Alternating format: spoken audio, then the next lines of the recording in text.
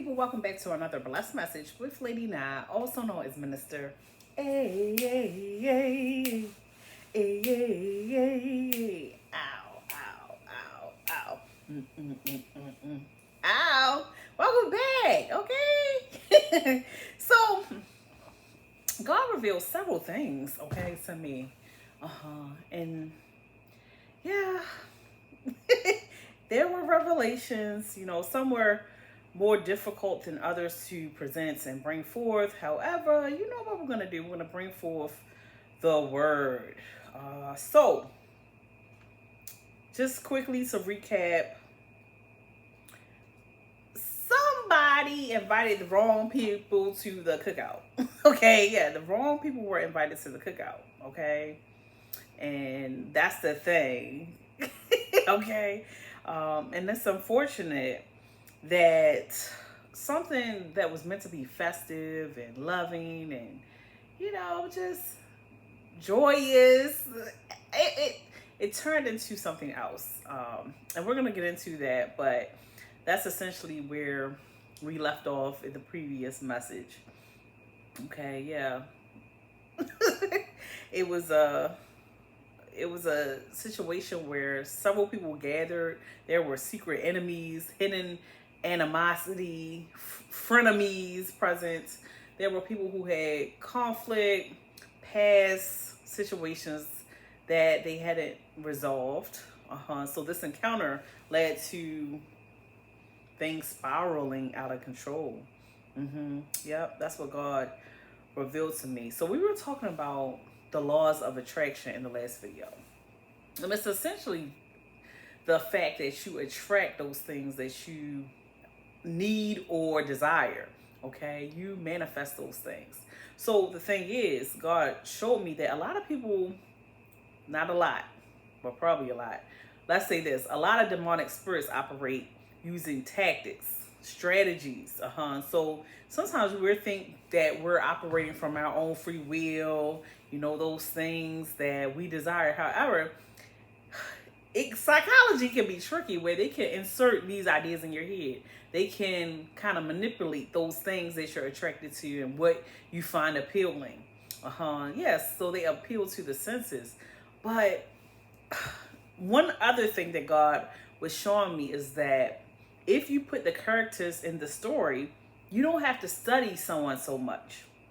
They just manipulate the sequence of events. So if, again, they're inserting people to befriend you, they're inserting people in your workplace. Okay. So these are your colleagues, meaning that you actually have to collaborate with them at some point. You have to gather with them. You have to speak to them at some point. They start so small. This is the thing that really was revealed to me, was that they start at a young age. So even in your school system, these are witches and warlocks, people. So they're inserting particular children that come from households that practice witchcraft into the school system. So if you're sending your child to school and they're in kindergarten, they're like 4 years old, they're encountering these demonic practices early on. And that's how they manipulate and control. So they set these children up for failure. They set these adults up for failure by inserting the characters. Because these people are actors. These characters come along and you're thinking they're genuine, and they are present with an ulterior motive. So again, they don't have to control you per se. They do in a incognito way. They do it secretly. It's hidden. It's not overt. But again, if you're not aware, you're going to fall into the trap. That's the thing. Awareness is the key. Having the information, the knowledge is the key. People perish from the lack of knowledge. I cannot emphasize this enough. Because someone is going to watch the video and say, they're going to dismiss it. They're going to brush it off like it's not factual, but it's factual. So God was telling me, again, they're inserting characters because they think this is a game. They think this is just funny. This is the narrative that they desire for your life. Therefore, they're inserting people in your story. Friends, classmates, even family. You would be surprised. So if your family is a part of a I don't know, cults. They with the spiritualists and they practice these witchcraft practices, then they're part of the whole manipulation. Hate to tell somebody the truth, but you would be surprised. They don't have to study you. They don't have to necessarily come and tell you, hey, this is what we're doing. They just manipulate those sequence of events, those situations that occur in your life. And the thing that God was really telling me is that it worked before on several people until they came up against a giant in the Lord. And people are disturbed right now. People are angry and upset because their strategies did not work. Why are they mad? Because this actually invalidates their practices. If they're coming up against God and they're saying, hey, I got a powerful force, I can take this person down, but this person is standing on the promises of the Lord. They're being strengthened and fortified by God. It shows that the devil is discredited at this hour, okay? The devil does not have that much power and authority that they thought he had. So they're angry. It's invalidating their practices, okay? And of course, we're celebratory. We're celebrating. We're celebrating the fact that God keeps his promises. God is all in all. God is the head, never the tail. He's the authority over our lives. Therefore, any weapon formed against us shall never prosper. In the name of Jesus, every tongue that rises up against us shall be condemned. Oh, that's another thing. Some people were speaking out of turn. Hey, they went ahead of themselves. You hear what I'm saying? They said some things they ought not have said concerning you and your life. Because again, these were practicing spiritualists. Let's give them that title. Priests, voodoo priests, whatever you call yourself. These practitioners, they thought again they had a heads up, a leg up. That's what they call it, a leg up on you. They thought that they had the ability to defeat you. But again, they sized you up wrong because you were actually in the good graces of God. And they were motivated by forces of darkness. The forces of darkness cannot outshine the light of Christ. This is why it's great to connect with God and to allow him to lead. Always first, never last. Somebody needs to know that right now. So God was telling me that it's over, essentially, for somebody that's been in a season of warfare. It's over. The battle is won. You hear me? The war is over. They still trying. There are these people who are angry and they're still trying to form different weapons and strategize. But the totality of it all is that it's over. Okay? The end result is that they lost. They can't have you. They can't have what's for you. God confirmed that they have wasted their time. None of them, none, can have you. That's the thing. So if their goal was to defeat you, end you, it's over. That's not going to happen. That's what God said. The thing is, and this is a reminder for someone, you don't have to hate them. You don't have to feel self-pity either. Yeah, you don't have to feel self-pity for the rest of your life. That's the thing. So oftentimes when you realize the truth, you're exposed to the truth, you start to recognize that the people that have been asserted in your life didn't actually care about you. They didn't love you, even though they said they would, or they did, they would. Either way, they didn't do it.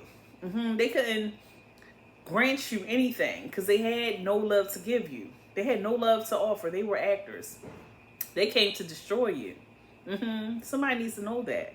So the thing is, those residual feelings may linger for a while, but we have to move past that. And that's a big part of this message.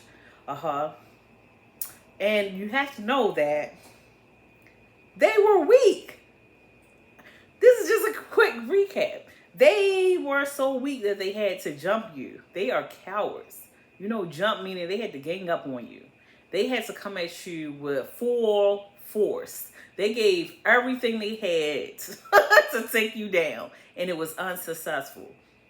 That should be reason for celebration in itself. That means that God equipped you well. God was protecting you. That deserves a victory dance. Somebody needs to know that right now. Those cowards couldn't win, even with all the weapons that they formed. And I will say this, because I talk about a lot about witchcraft and voodoo and all these things. I will say this. There are a lot of bad spirits out there. There are a lot of bad people. I have to be honest. Not necessarily because the people are bad, but because their spirits are flawed.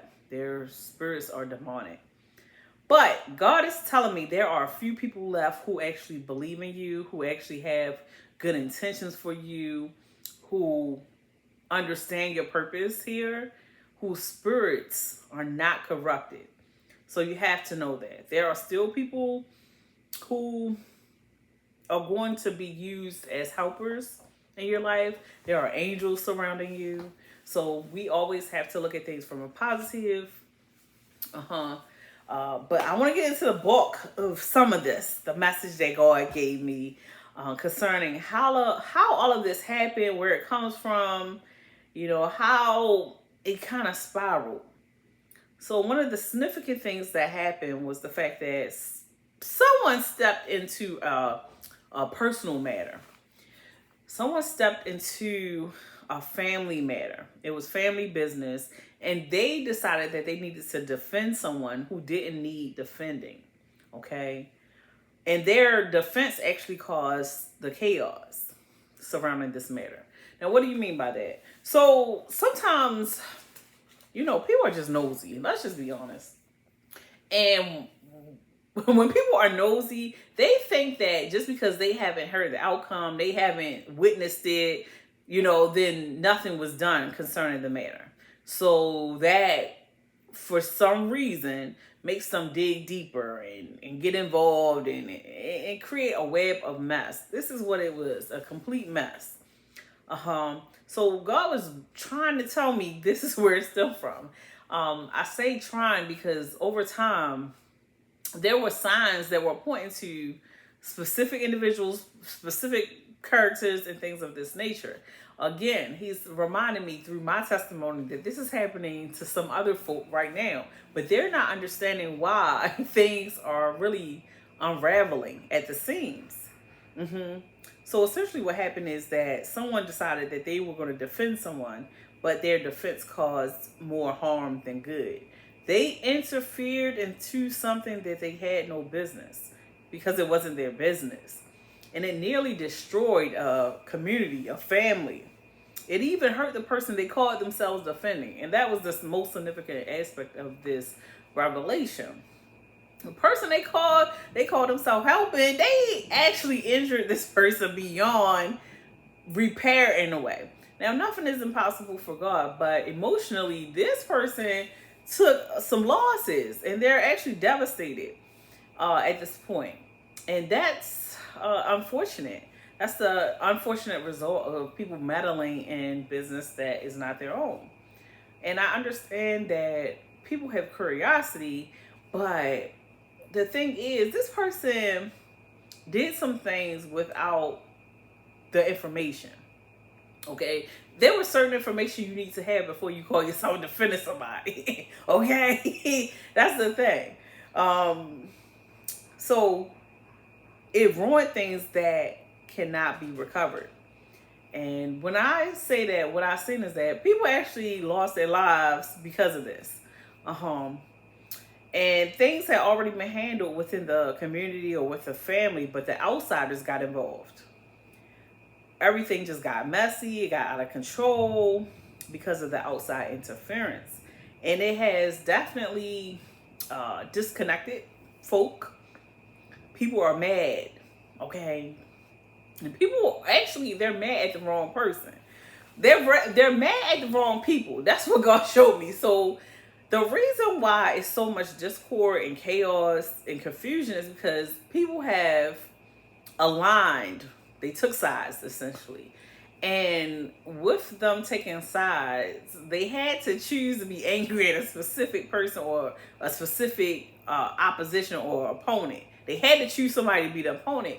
But essentially, it's not really the person they think it is. That's what God was revealing to me. Because what he was showing me is that it's not who you think it is.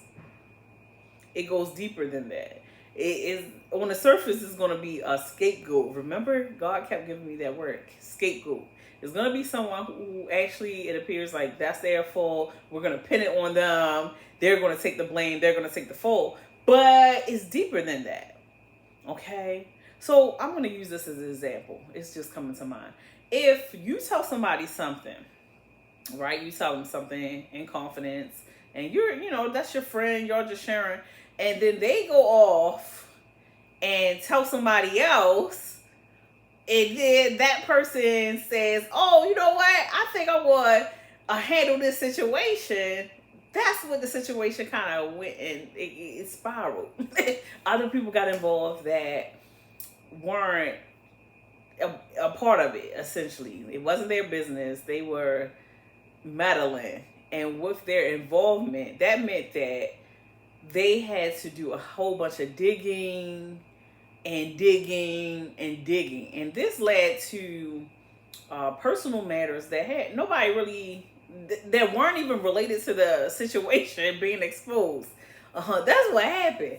And I said this in a previous message, but it wasn't necessarily tied to the fact that someone was defending someone. It was just that people were digging. But when it all comes together, it's essentially because somebody thought that they were doing the right thing. Somebody thought that they were helping.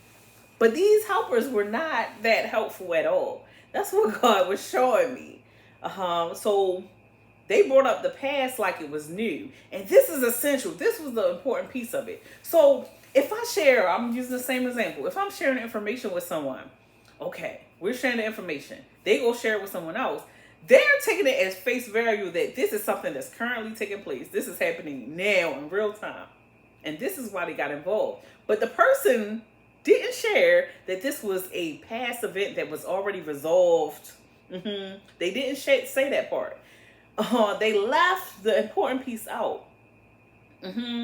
They left the resolve part out. They left the part where, okay, yeah, this happened 20 years ago, and now we're past it. We moved on. Everything that was supposed to be handled has been handled. And that caused the rift. That was the issue.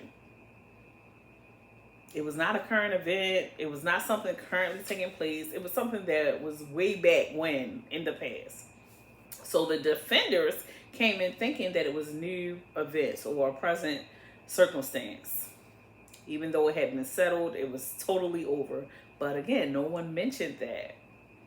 And again, people who got involved, and some people again got upset about all that took place because they didn't have all the details. They got involved without having all the information. Yep. And that's what God revealed. And not only that, they took it upon themselves to do a whole bunch of stuff, like without having no. I'm sitting here and I'm trying to wrap my head around this because I'm like, ugh, this is not a good place. This is not a good situation. And I know that another thing that God revealed is that somebody had a specific person that they were upset with, mad at, made them their target. But they didn't realize that by making them their target, so many other people were going to be hurt behind that. And that's the thing. You have to think like this. Like, what I said before in the previous message, everybody knows somebody that knows somebody.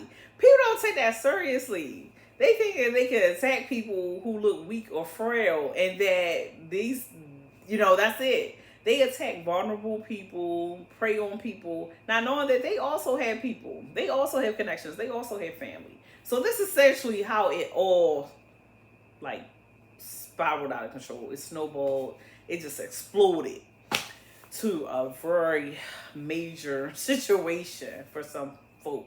And to this day, You have to pray and see if this is your situation. But God has shown me that it resonates for somebody.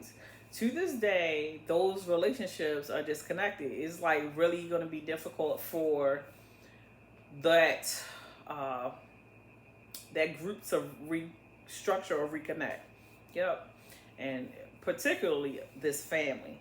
Yeah. It's going to be difficult for everyone to make peace with what has happened and move forward. Yeah, because we know that people have a lot of like lingering emotion concerning stuff. Now, I had a scripture and I skipped around, but Luke 22 actually speaks to this. We're going to look at verses 50 and 51. It says, and one of them struck the servant of the high priest, cutting off his right ear. But Jesus answered, no more of this. And he touched the man's ear and healed him. So Peter was described as the one who cut off the ear of the high priest.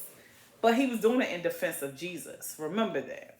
So they were attempting to capture Jesus and take him away. He came and said, no. He used a sword. Okay. And Jesus said, hold up. No, we're not doing this. Okay. And this is basically the situation. But unfortunately, the person who was being defended was never involved once it snowballed out of hand. If that makes sense. So, okay. Let me use that example again. The person told somebody something. That person went and told somebody else. That person got other people involved.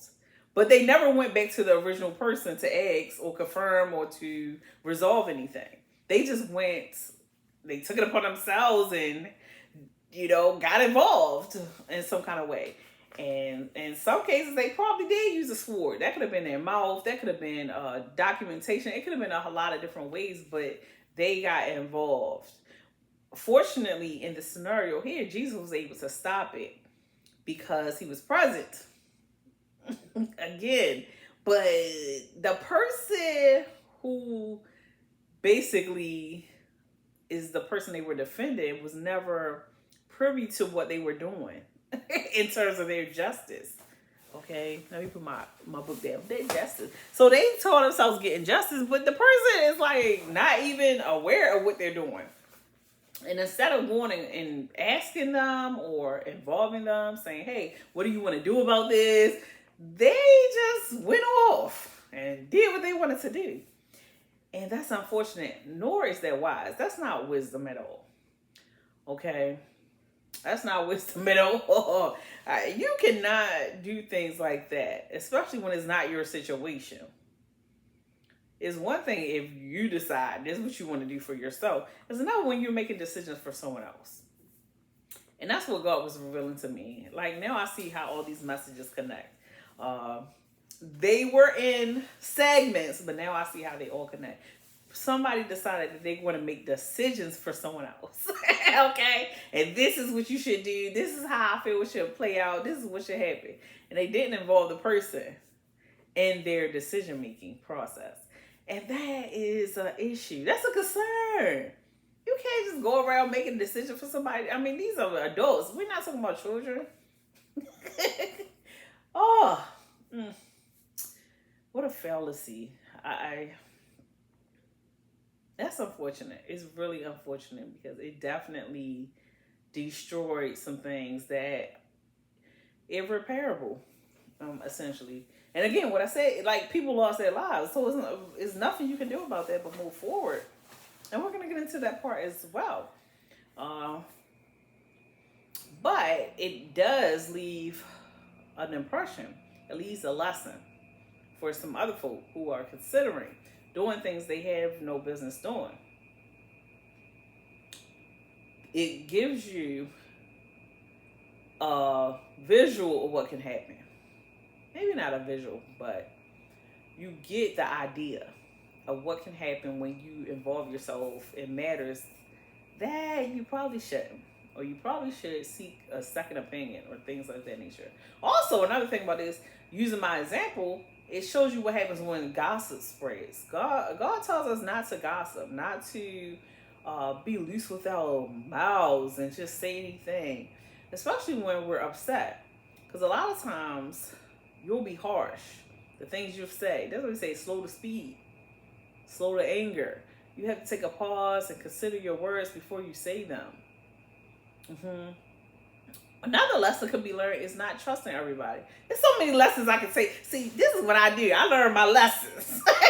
Not everyone does that. And this is why God has led me to share these messages. So, again, another lesson. You can't trust everybody with sensitive information or personal information. You can't trust these people. Especially when you start to realize that it's not about the person. It's about the spirit behind the person. Spirits jump. Spirits manifest in people. You might have known someone for 20-something years, and then all of a sudden, they are occupied with demons. So you have to be careful. Especially when it involves other people. Life lessons.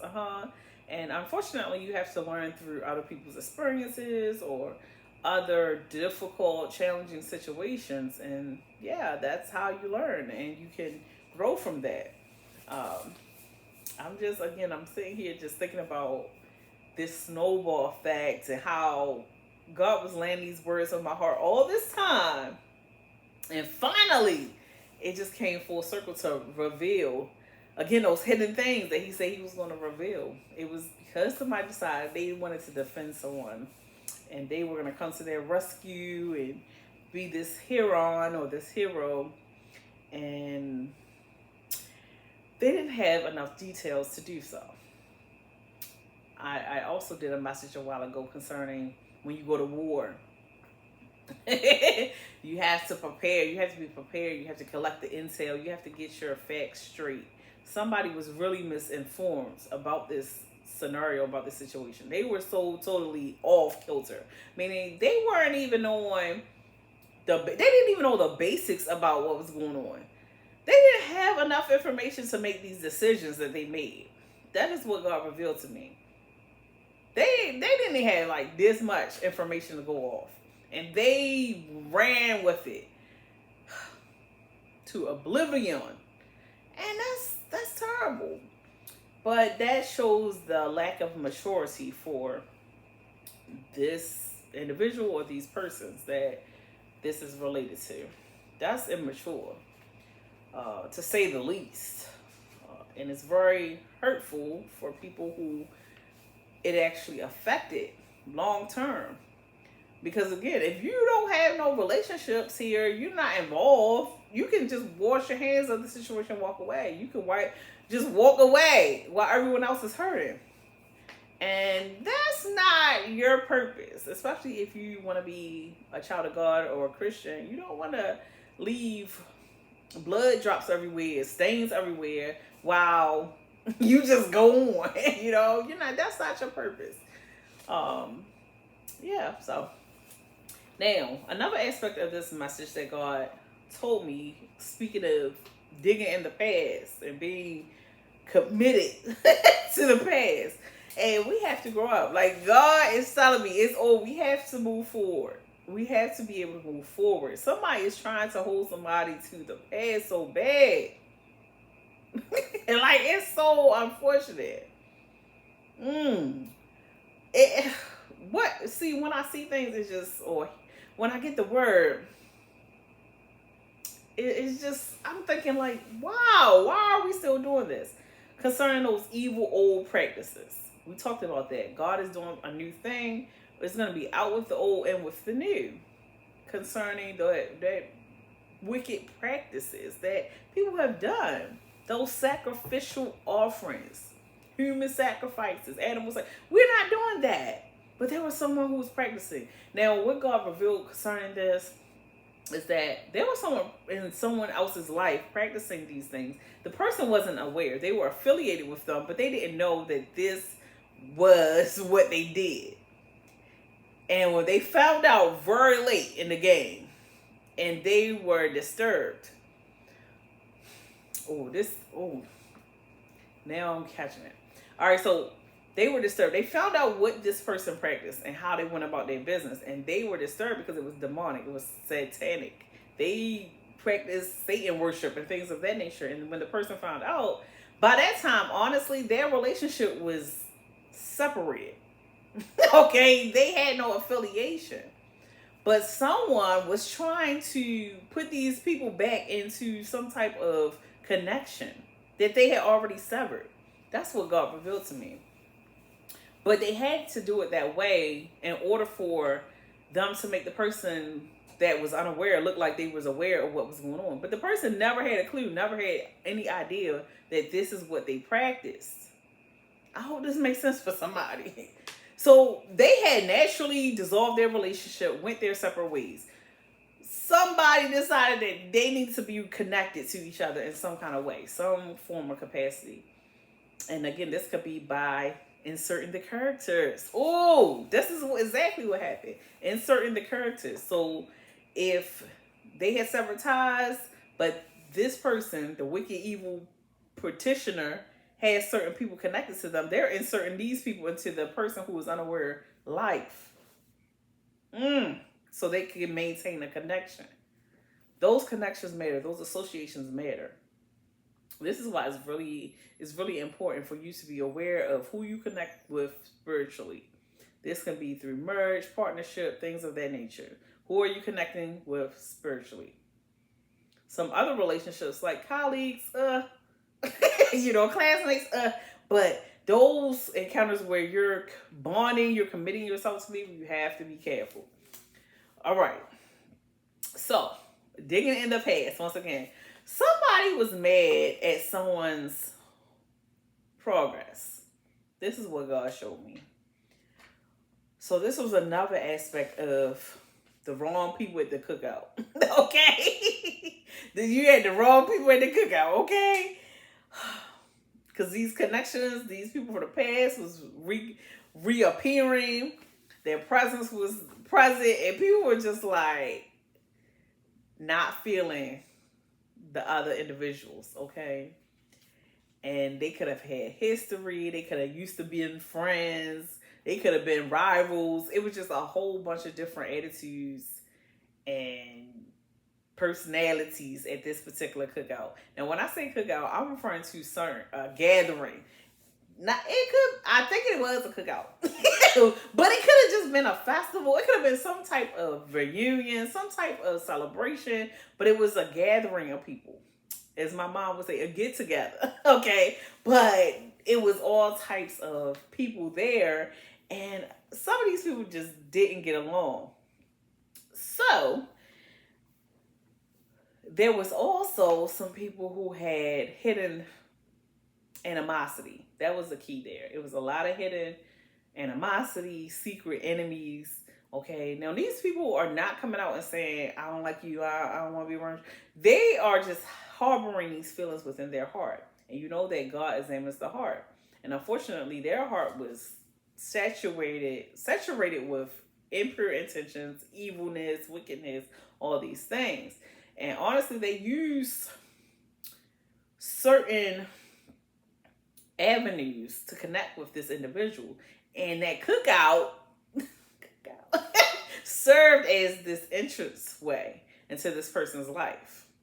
They were using other ones, but this was like the main way that they were able to gather information in a casual manner. That's the key.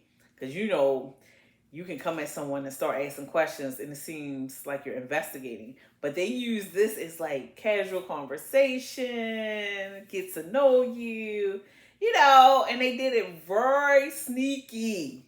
It was done sneakily. But again, they had impure, wicked intentions. This is what God told me. And yeah, sometimes it hits home and sometimes actually reflecting on it hurts because you're like, wow, I did this so that everybody could come together. But it actually was the catalyst to breaking everyone apart. Okay. And you're like, wow, I never saw that one coming. So someone had a mentality of remember when you used to. Remember when you used to. We talked about that. They are frowning on your progress. They saw your upgrade in life as a threat for some odd reason. So, you know some people for a while, so they knew you when you had less, you know, you came from a different place. So they knew you back when, but your progress was intimidating. So again, if it was at a cookout, that's usually held at someone's house, and you have this grand, large house, and people know you from poverty back in the day, some feelings was felt. Like, well, how you get this? And especially if those same people still live in the impoverished area. Hate to be the bearer of bad news. Hate to tell you the truth. Not everyone is happy for your progress. Let me tell you this. I believe that God has been trying to teach me this lesson several times. Okay, in my life, my personal life. And I finally got that lesson, okay? And I'm okay with it. I've accepted it. But there are other people who, they're not catching it. They're not getting it. Now, again, this don't mean hide in a corner, but again, awareness, being aware of your surroundings, being aware of people's intentions and their heart towards you, not allowing their smiling faces to fool you, to trick you into believing other than what God told you, what He already showed you. Lesson learned. But I want somebody to get the lesson. So there are some not so friendly friends who decided, I want to take you down a notch because I don't have what you have.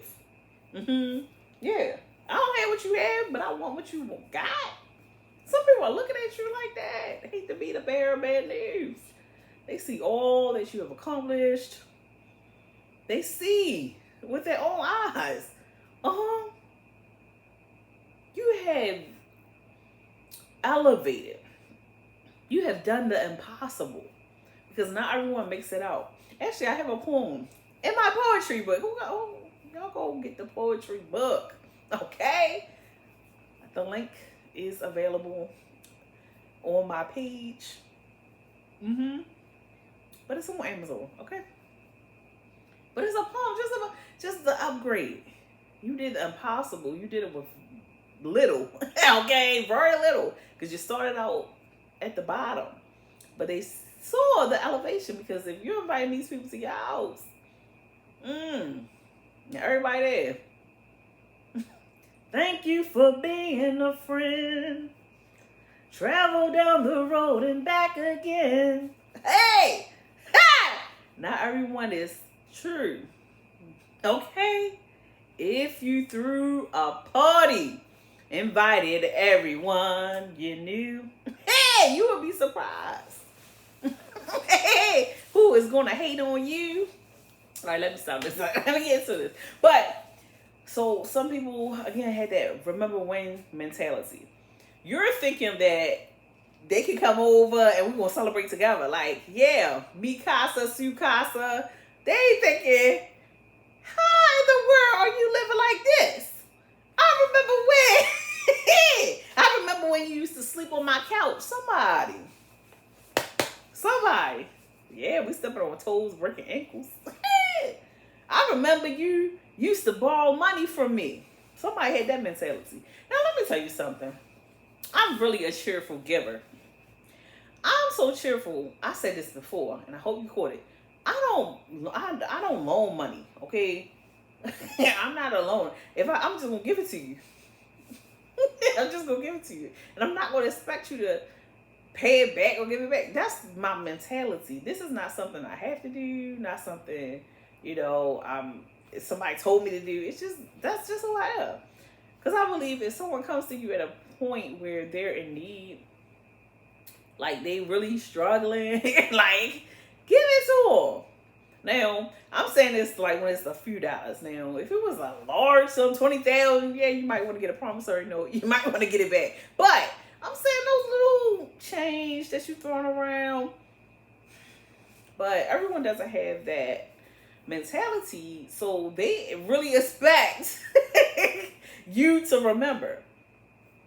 Now, what to say? Remember, you used to borrow money, meaning that it's already paid back, but for some odd reason, they want to hold it over your head and say, remember, I loaned you, but I paid you back. But you still needed me That's the type of mentality these people had. So this is why you have to be careful. Keep your circle tight. I'm telling you what I know. Because they're not going to tell you. They're going to harbor it in their hearts. Harbor it in their hearts. And this is another thing that God was revealing to me is that these people ain't even saying it. They're not telling you. But they will go talk about you to other people. This is the thing. So if you want something or someone did something and it hurts your feelings or you have some type of gripe against a person, you should go to that person. That's just emotional intelligence. That's just wisdom. And again, I wasn't always like this. I had to develop and grow. But my charge here on earth is to share the information now. But they want to talk. They want to gripe. They want to have something to complain about rather than going to the individual and addressing it directly. So if you think somebody owe you something, go talk to them. Like, okay? But they have this mentality, remember you needed me, you'll need me again. You'll be back. As they yell at your back. But you didn't, and you don't. And that's the thing. So again, when they see the upgrade and they know they had no contribution to this upgrade, it disturbs them. Because God provided. Your help always came from God. Somebody needs to know that. Even when people were used as vessels to provide support, it came from God. It came down a pipeline that God created. Somebody has to know that. But somebody, again, disturbed, upset, mad. And they say, I want you to experience what I went through. If I can't have what you have, you shouldn't have it either. How dare you? What type of mentality is that to have towards someone? But this is the truth. Nothing but the truth. Some people have decided that if I can't have it, you shouldn't either.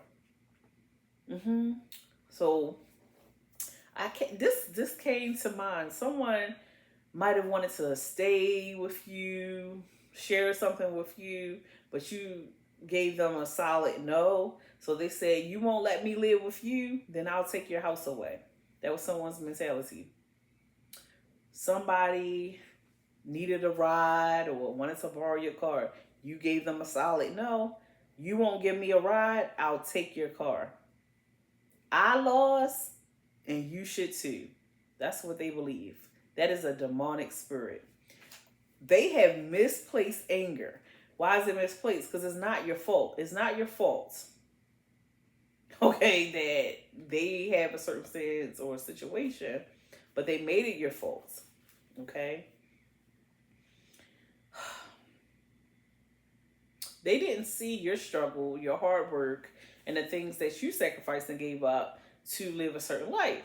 They just saw that you were living large or you were doing better and good or whatever. And that's all they saw. And this is the thing. Sometimes, how can I put it? Sometimes God will share a sign or a warning with you where you know to stay away from people or that person. Okay?